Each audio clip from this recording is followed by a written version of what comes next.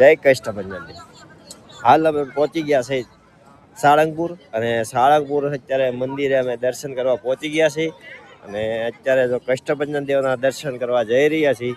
તો પહેલાં તો હું બહારનો નજારો બતાવી દઉં કે અહીંયા લોકો ઘણા બધા દર્શને આવેલા છે। જો પહેલાં તો આપણે મંદિરના દર્શન કરી લેવું। અહીંયા ઘણા બધા હરિભક્તો અહીંયા આવેલા છે દર્શન કરવા માટે। આખું ગ્રાઉન્ડ જોઈ લો, ફરતું બધા દર્શને આવેલા છે મિત્રો। અહીંયા કષ્ટભંજન દેવને તેલ જે ચડાવવામાં આવે છે તે છે।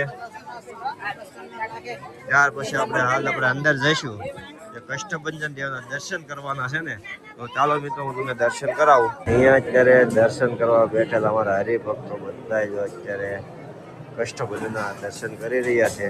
આ બાજુ બહેનો પણ છે। હવે આગળ તમને હું મારા કષ્ટભંજન દેવના દર્શન કરાવીશ। કષ્ટભંજન દેવના આપણે દર્શન કરી રહ્યા છીએ। દેવની જય। કષ્ટભંજન દેવના દર્શન માટે આપણે લાઈનમાં છીએ। મસ્ત દર્શન થઈ રહ્યા છે કષ્ટભંજન દેવના। આવા દર્શન જ્યારે આપણે 8 દિવસે આવીએ ને ત્યારે જ દર્શન કરવા મળે છે। મસ્ત દર્શન, ખૂબ અભિનંદન છે। અત્યારે તો આ દર્શન કરવા મળી ગયા છે।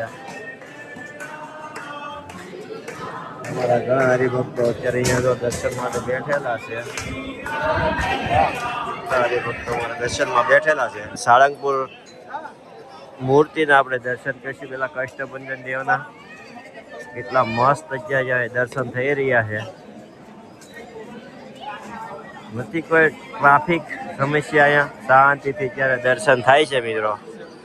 નથી ભીડ, એટલા મસ્ત શાંતિથી સુપર દર્શન થઈ ગયા છે અમારે।